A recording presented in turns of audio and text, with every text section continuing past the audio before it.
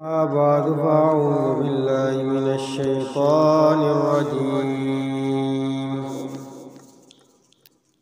بسم الله الرحمن الرحيم. الحمد لله رب العالمين الرحمن الرحيم مالك يوم الدين إياك نعبد وإياك نستعين اهدنا الصراط المستقيم صراط الذين أنعمت عليهم غير المغضوب عليهم ولا الضالين.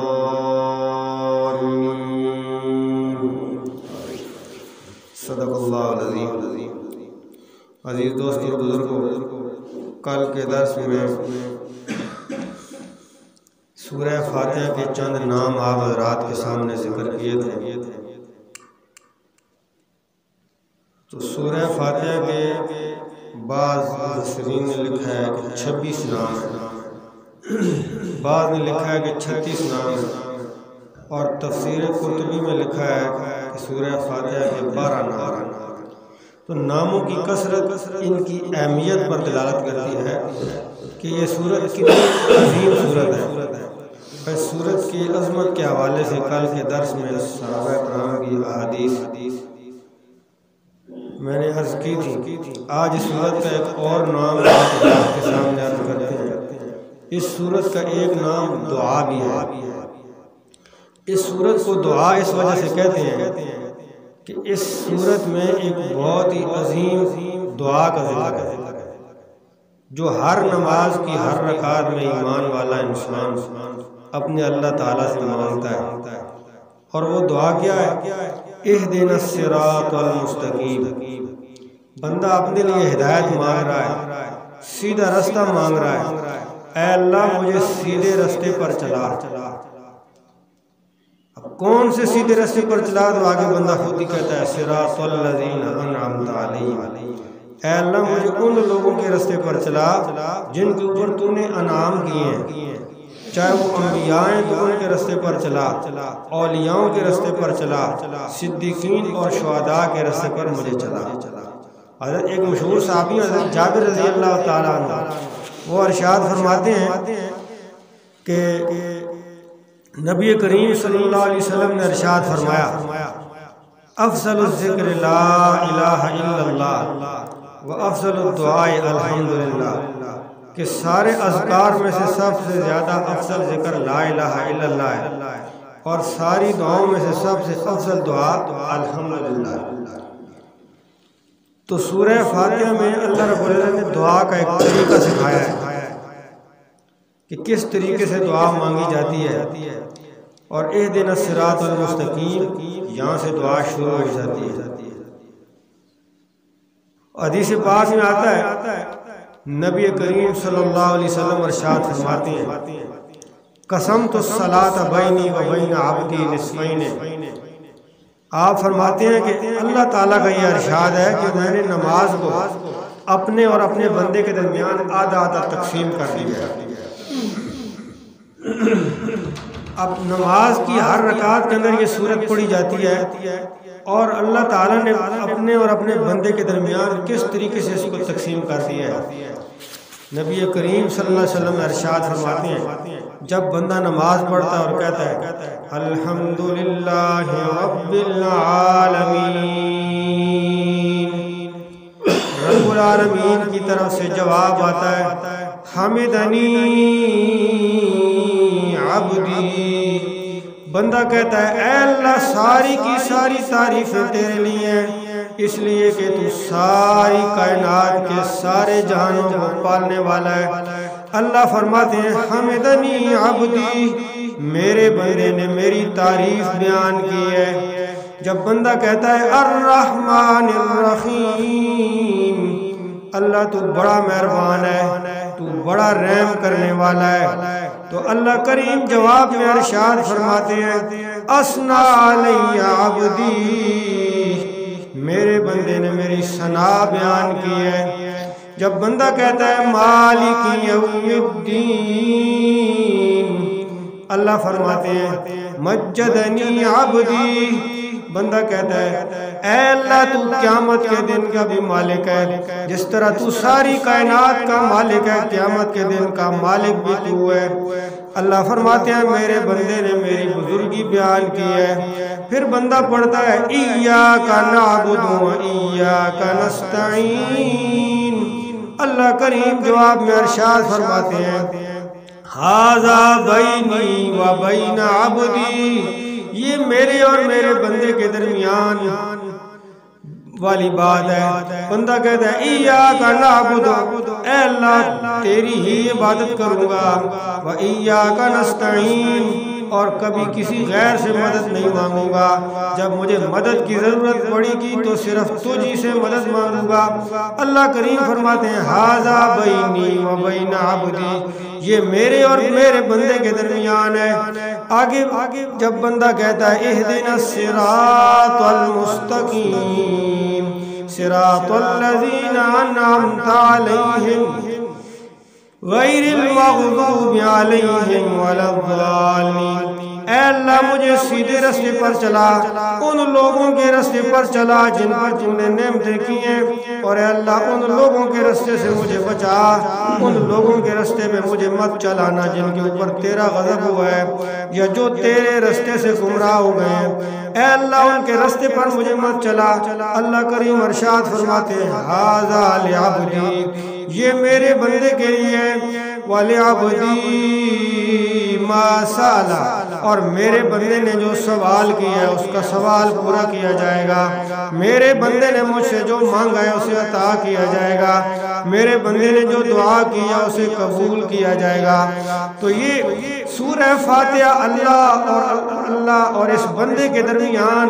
اللہ تعالیٰ نے نماز کو دو حصوں میں تقسیم کر دیا ہے۔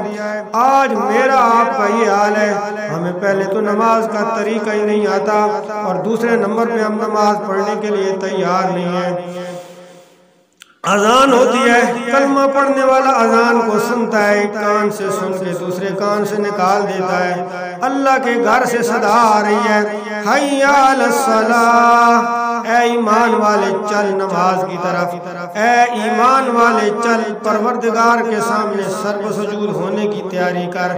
اللہ فرماتے ہیں حی علی الفلاح، اے ایمان والے اگر کامیاب ہونا چاہتا ہے تو کامیابی حاصل کرنے کے لیے میرے گھر میں آ جا۔ لیکن ایمان والا اپنی آخرت کو بھول کے اپنے رب کے گھر سے آنے والی دعوت کو قبول کرنے کے لیے تیار نہیں ہے۔ آج کوئی اپنا عزیز و اقارب کسی خوشی غمی کی دعوت دے دیتا ہے تو بڑی خوشی سے جاتے ہیں، اس لیے کہ اگر نہ گئے تو ہمارا یہ عزیز ناراض ہو جائے گا۔ لیکن جب اللہ کے گھر سے دعوت مل رہی ہے کہ اے ایمان والے آ جا تجھے کامیابی مل جائے گی، آ جا میری عبادت کر لے،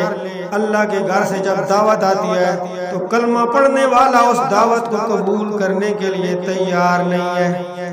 تو یہ عزیز دوستو یہ ہماری کوتاہی ہے، یہ اللہ رب العزت کے ہاں ہماری ناپسندیدگی ہے۔ جس بندے کو نماز کی توفیق نصیب نہیں ہو رہی وہ سمجھ جائے کہ کہیں میرا اللہ مجھ سے ناراض تو نہیں ہے کہ مجھے اپنے گھر میں جانے کی توفیق نہیں دے رہا۔ کتابوں میں لکھا ہے کہ ایک بزرگ تھے، ان سے کسی نے پوچھا کہ جی میں نماز پڑھتا ہوں لیکن میں پریشان رہتا ہوں کہ میری نماز اللہ کے دربار میں قبول بھی ہوتی ہوگی یا نہیں۔ تو وہ بزرگ فرماتے ہیں کہ جب تجھے ظہر کی نماز پڑھنے کے بعد عصر کی نماز کے لیے مسجد میں جانا نصیب ہو جائے تو سمجھ جا پاک پروردگار نے میری پہلی حاضری کو قبول کیا تھا، اسی لیے مجھے دوبارہ اپنے گھر میں بلایا ہے۔ اس لیے کہ کائنات میں آپ دیکھیں جب آپ کے گھر میں کوئی مہمان آئے اور آپ اس سے ناراض ہو جائیں تو آپ دوبارہ اس کو کبھی اپنے گھر میں داخل نہیں ہونے دیتے، تو وہ اللہ جس سے ناراض ہو اسے وہ اپنے گھر میں کیسے گھسنے دے گا۔ تو عزیز دوستو یہ انتہائی عجیب معاملہ ہے، فکر کرنی چاہیے جن لوگوں کو نماز پڑھنے کی توفیق نہیں ہوتی، اور بالخصوص مسجد میں جماعت کے ساتھ نماز پڑھنا۔ یہ مسجدیں مردوں کے لیے بنائی گئی ہیں اور جماعت کے ساتھ نماز پڑھنے کے لیے بنائی گئی ہیں۔ بعض لوگ عجیب و غریب قسم کے بہانے تراشتے رہتے ہیں اور کہتے ہیں جی اللہ کے سجدہ ہی دینا، اسی کار ہی سجدہ چاہ دیں۔ اگر اتنی بات ہوتی تو اللہ اپنے حبیب سے کہتے مسجد مت بناؤ، میرے سامنے سجدہ ہی کرنا ہے اپنے گھر میں کر دیا کرو، لیکن یہ مسجدوں والا جو اہتمام کیا گیا ہے تو اس لیے کیا گیا ہے کہ مسجدوں کے اندر جماعت کے ساتھ نماز کو پڑھا جائے۔ جو بندہ جان بوجھ کی نماز کو چھوڑ دیتا ہے، نبی کریم صلی اللہ علیہ وسلم نے فرمایا میرا دل کرتا ہے کہ جو لوگ نماز کے لیے مسجد میں نہیں آتے یا گھروں میں پڑھ لیتے ہیں، میرا دل کرتا ہے کہ میں نوجوانوں کو جمع کروں اور ان سے کہوں کہ لکڑیاں اکٹھیاں کریں اور ایسے لوگوں کے گھروں کو آگ جلا دیں، یہ میرا دل کرتا ہے۔ لیکن میں دیکھتا ہوں کہ گھروں میں بے گناہ عورتیں بھی ہیں، معصوم بچے بھی ہیں، تو اس لیے میں اس کام سے باز آ جاتا ہوں۔ تو عزیز دوستو، وہ ہستی جو ساری کائنات کے لیے رحمت بنا کے بھیجی گئی ہے، لیکن مسجد کے اندر نماز نہ پڑھنے والوں کے بارے میں کیسا سخت رویہ رکھتے ہیں۔ اور اسی ہستی نے فرمایا کہ لوگوں قرۃ عینی فی الصلاۃ، نماز میری آنکھوں کی ٹھنڈک ہے۔ آج ایمان والا اپنے نبی کی آنکھوں کی ٹھنڈک کو پہچان نہ سکا، وہ نبی جو ساری رات جاگتے ہیں، اللہ کے دربار میں عبادت کرتے ہیں، سردیوں کی لمبی راتوں میں اتنا لمبا جاگنا، پاؤں مبارک سردی سے پھول جاتے ہیں، لیکن آخر میں جب ہاتھ اٹھا کے دعا کرنے کی باری آتی ہے، میرے نبی نے اپنے لیے کوئی دعا نہیں مانگی، اپنے خاندان کے لیے کوئی دعا نہیں مانگی، اپنی بیویوں بیٹوں اور بیٹیوں کے لیے کوئی دعا نہیں مانگی، اگر دعا مانگی ہے تو اپنی امت کے لیے مانگی ہے، اے اللہ میری امت کا کیا بنے گا، اے اللہ میری امت کا کیا بنے گا۔ حضرت امی عائشہ صدیقہ رضی اللہ تعالیٰ عنہ ارشاد فرماتی ہیں میں نے ایک دن نبی کریم صلی اللہ علیہ وسلم سے کہا یا رسول اللہ میرے لیے دعا کیجئے، مجھے اللہ تعالیٰ میرے گناہوں کو معاف فرما دیں۔ تو آپ صلی اللہ علیہ وسلم نے حضرت امی عائشہ صدیقہ کے لیے دعا کی، اللہم اغفر لعائشہ، اے اللہ عائشہ کی مغفرت فرما۔ تو جب آپ نے دیکھا کہ حضرت عائشہ صدیقہ زمین پہ ایسے لوٹ پوٹ ہو رہی ہیں جیسے چھوٹا بچہ جب خوشی میں کھیلتا ہے تو زمین کے اوپر لوٹ پوٹ ہوتا ہے، تو آپ نے پوچھا عائشہ یہ کیا کر رہی ہو؟ تو فرمایا یا رسول اللہ صلی اللہ علیہ وسلم یہ خوشی سے کر رہی ہوں کہ آپ اللہ کے حبیب ہیں اور آپ نے میرے لیے اپنے اللہ سے مغفرت کی دعا مانگی ہے۔ تو آپ صلی اللہ علیہ وسلم فرماتے ہیں عائشہ تیرے لیے آج مانگی ہے اور تو خوش ہو رہی ہے، اپنی امت کے لیے یہی دعا میں روزانہ مانگتا ہوں۔ تو اس نبی کی آنکھوں کو ٹھنڈک پہنچانے کے لیے آج ایمان والا تیار نہیں ہے۔ وہی نبی کہہ رہے ہیں لوگوں قرۃ عینی فی الصلاۃ، نماز میری آنکھوں کی ٹھنڈک ہے۔ بخاری شریف کی حدیث ہے، نبی کریم صلی اللہ علیہ وسلم ارشاد فرماتے ہیں کہ ان احدکم اذا قام فی الصلاۃ، جب تم میں سے کوئی بندہ نماز کے اندر کھڑا ہو جاتا ہے، انہ یناجی ربہ، تو وہ اپنے رب سے سرگوشی کر رہا ہے۔ جیسے دنیا میں کوئی بندہ کسی کے کان میں کوئی بات کرتا ہے تو نمازی اپنے رب کے کان میں اپنی بات پہنچا رہا ہوتا ہے۔ وَإِنَّ رَبَّهُ بَيْنَهُ وَبَيْنَ الْقِبْلَةِ، کیوں کہ جب بندہ نماز پڑھتا ہے تو اس بندے کے درمیان اور قبلے کے درمیان اللہ رب العزت ہوتے ہیں۔ تو فرمایا جب تمہارا اللہ قبلہ اور تمہارے درمیان آ جاتا ہے اور تم اس کو سجدہ کر رہے ہوتے ہو تو فلا یبزقن احدکم قبل القبلۃ، فرمایا تم میں سے کوئی آدمی قبلہ کی طرف منہ کر کے تھوکا نہ کرے۔ دو باتیں بتائی گئی ہیں، ایک بات یہ بتائی گئی کہ ایمان والا جب نماز پڑھتا ہے تو اللہ تعالیٰ اس کے اور قبلے کے درمیان آ جاتے ہیں اور بندہ اپنے اللہ سے سرگوشی کر رہا ہوتا ہے۔ آج اگر مجھے اور آپ کو یہی دھیان نصیب ہو جائے کہ میرا اللہ میرے اور قبلہ کے درمیان ہے اور میں جو پڑھ رہا ہوں میرا اللہ اس کو سن رہا ہے اور میں جو مانگ رہا ہوں مجھے میرا اللہ عطا کرے گا، یہی دھیان نصیب ہو جائے تو نبی کریم صلی اللہ علیہ وسلم نے اسی چیز کی تعلیم دی ہے۔ فرمایا ان تعبد اللہ کأنک تراہ فإن لم تکن تراہ فإنہ یراک، ایمان والے جب تم نماز پڑھتا ہے تو یوں سمجھ لے کہ میرا اللہ، میں اللہ کو دیکھ رہا ہوں، میرا اللہ میرے سامنے ہے، اور اگر تیرے دل میں یہ خیال نہیں آتا تو یہ سمجھ لے فإنہ یراک، میرا اللہ مجھے دیکھ رہا ہے۔ تو اس دھیان سے جب نماز پڑھی جائے تو وہ نماز کامل ہوتی ہے۔ آج ہم نماز کے ترجمے سے ہی غافل ہیں، ہمیں کوئی پتہ نہیں ہم نماز میں پڑھتے کیا ہیں، ہم اللہ سے کیا کہہ رہے ہیں، اللہ ہمیں کیا جواب دے رہے ہیں۔ اس ترجمے سے ہی غافل ہے، کوئی پتہ نہیں۔ اور بعض لوگ تو ٹھیک طریقے سے نماز پڑھ نہیں سکتے، کسی کو نماز کی نیت کا طریقہ نہیں آتا، کسی کو نماز کے پیچھے امام کے پیچھے نماز پڑھنے کا طریقہ نہیں آتا، تو پھر ہماری نمازیں کیسے ہوں گی؟ کتابوں میں لکھا ہے کہ ایک بزرگ تھے، وہ نماز پڑھاتے ہیں تو الحمدللہ رب العالمین ایک دفعہ انہوں نے پڑھا تو خاموش ہو گئے، پھر دوبارہ پڑھا الحمدللہ رب العالمین، پھر خاموش ہو گئے، آگے نہیں پڑھ رہے۔ اب پیچھے سے مقتدی لقمہ دے رہے ہیں الرحمن الرحیم، تو لقمہ بھی نہیں لے رہے۔ پھر جب الحمدللہ رب العالمین پڑھا اور نماز کو مکمل کیا تو سلام کے بعد لوگوں نے پوچھا کہ حضرت جی آج آپ نے عجیب طریقے سے نماز پڑھائی ہے، آپ بار بار الحمدللہ رب العالمین پڑھتے تھے اور ہم آپ کو لقمہ دے رہے تھے، آپ آگے سے الرحمن الرحیم، ہمارا لقمہ نہیں لیا اور یہ نہیں پڑھا۔ تو وہ فرماتے ہیں سبحان اللہ، کیا اللہ والے لوگ تھے، وہ فرماتے ہیں کہ آج جب میں نے الحمدللہ رب العالمین پڑھا، آگے سے حمدنی عبدی کی آواز میرے کانوں میں نہیں آئی، تو اس لیے میں دوبارہ پڑھ رہا تھا کہ مجھے آج اللہ رب العزت کی طرف سے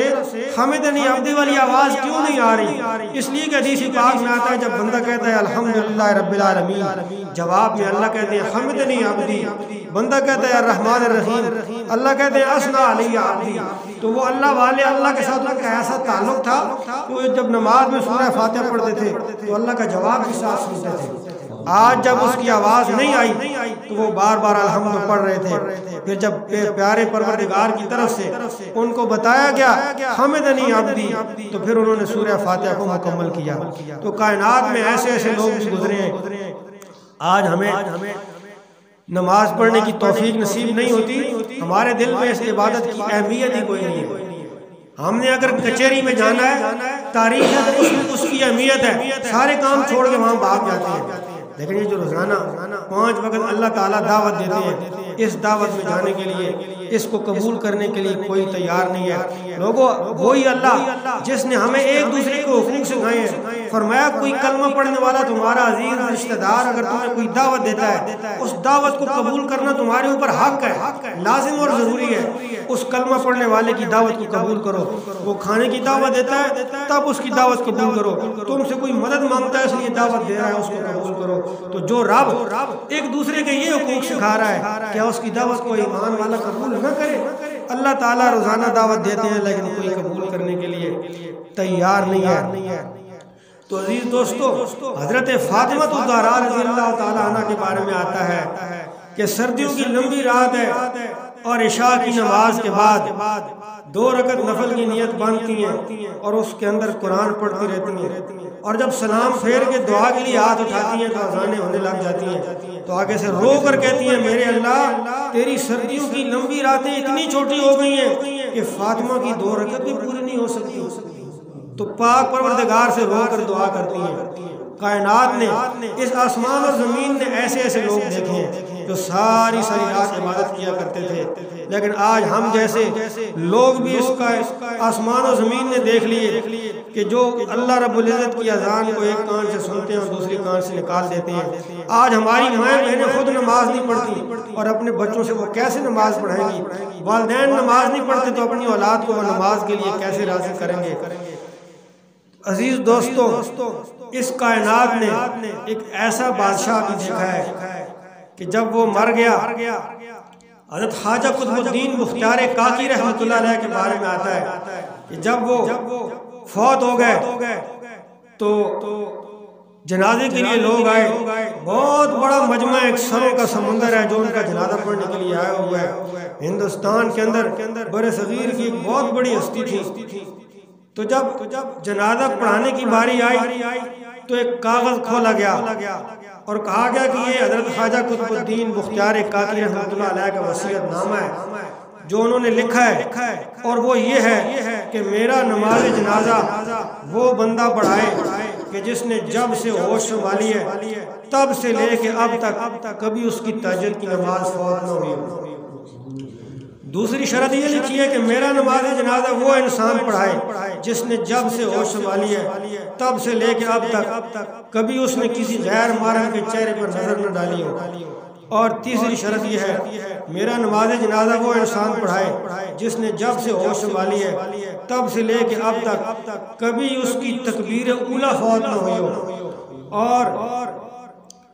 چوتھی شرط یہ ہے کہ میری نماز جنازہ وہ انسان پڑھائے کہ جس نے جب سے ہوش سنبھالی ہے تب سے لے کے اب تک عصر کی فرض نماز تو فرض اپنی جگہ رہ گئی، فرض نماز عصر کی فرض نماز سے پہلے جو 4 سنتیں غیر موقع ہیں وہ بھی کبھی نہ چھوٹی ہوں۔ جب یہ وصیت نامہ پڑھا گیا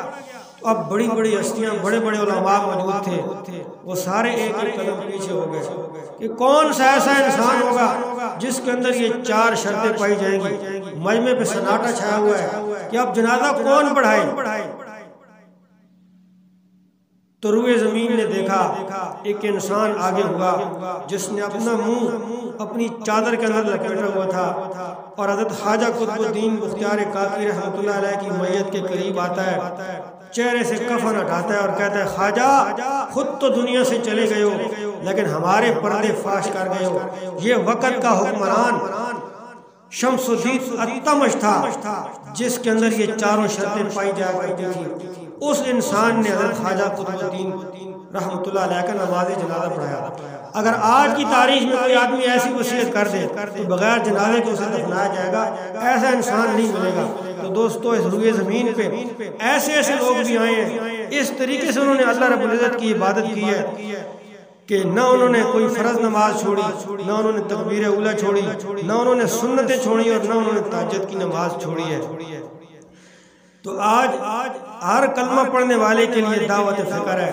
اللہ تعالیٰ تو قرآن مجید میں ارشاد فرماتے ہیں وَمَا خَلَقْتُ الْجِنَّ وَالْإِنسَ إِلَّا لِيَعْبُدُونَ، میں نے ساری کائنات انسان کے لیے بنائی ہے، میں نے زمین و آسمان انسان کے لیے بنائے ہیں، میں نے جنت انسان کے لیے بنائی ہے، میں نے پھل پھول رزق اور غذائیں انسان کے لیے بنائی ہیں، میں نے چرندے پرندے درندے یہ دودھ دینے والے جانور انسان کے لیے بنائے ہیں، لیکن انسان کو میں نے اپنی عبادت کے لیے پیدا کیا ہے۔ جب ساری کائنات انسان کے لیے بنائی، انسان کو عبادت کے لیے بنایا، تو ساری کائنات انسان کی خدمت میں لگی ہوئی ہے۔ سورج اپنے وقت پہ طلوع ہو رہا ہے، کبھی لیٹ نہیں ہوتا۔ اللہ نے اس کی ڈیوٹی لگائی ہے انسان کی خدمت کا، جانور